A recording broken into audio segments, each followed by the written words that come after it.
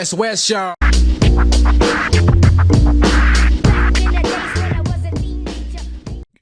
I knew like from a young age that I wanted to cut hair. And like when I've listened to people's stories about I've been in this job for 25 years, 24 years. I've been cutting since I was 11. I'm now 22 now. But I've been cutting since I was 11. I'm now going to be 38 this year. I've never lived it full time.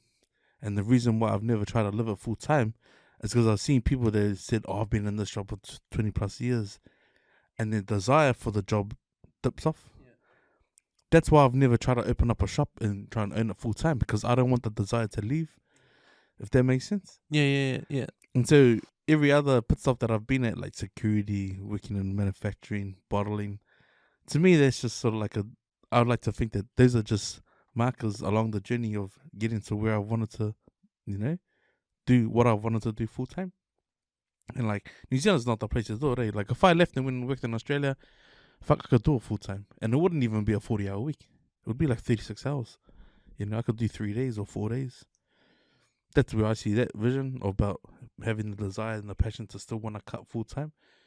Because I've always had other dreams as well, like trying to, just not fitted to like my lifestyle at the moment, because I still got kids at school. It makes sense, eh? Because it's the repetitiveness. If you keep on doing something for years and years, you're bound to get sick of it, unless you have energy to love it some more, or you change for the times.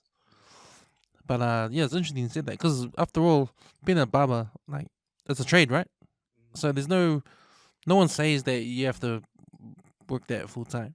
It's a trade, so you can work anytime you want. So if you're good at what you're doing, you can dictate your own time. Yeah. Well, that's the blessing that's come out of lockdown, is that before I used to be like the sitting duck.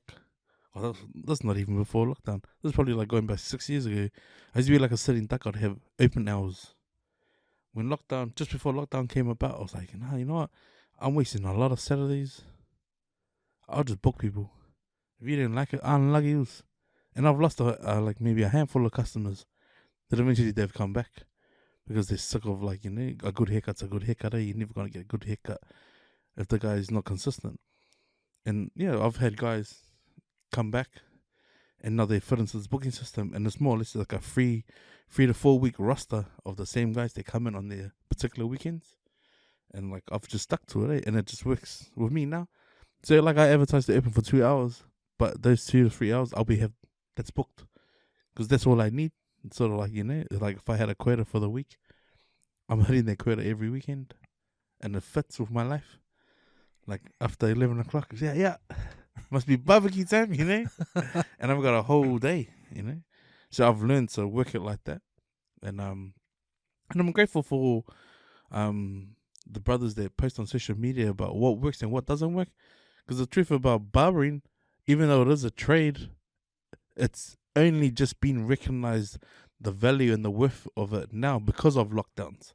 Because when people were growing their hair, growing beards, and they were going back to the barbers, even those guys that were sort of doing it undercover, they were getting paid more than what they would charge. So now barbers are now being seen like what they're valued with, if that makes sense. Because like, man, gone are the days of $8 haircuts, eh? Like $8 haircuts. Like I started in maybe 14 years ago as an $8 barber, even though I was told, nah, fuck, you can cut 20 to 25, you're worth it. Like, and that was from someone that I looked up to, my mentor. He said, you're worth that money. So they actually come up to 25 was sort of like, it's hard, eh? Because it's like, bro, the struggle's real. I know the struggle. Like, for my people that come up from Ranui, like, I try not to charge them 25 because they come past 10 or so barbershops just to support you, But then, you gradually build that friendship and that rapport of like, nice. It's been a good week. That's when you know you're getting a bit more than what you charge. But then I've had guys come all the way from South Auckland and say, nah, fuck, bro, you're $40, bro. I'll pay $40 to come see you, docs. And that's just not the support.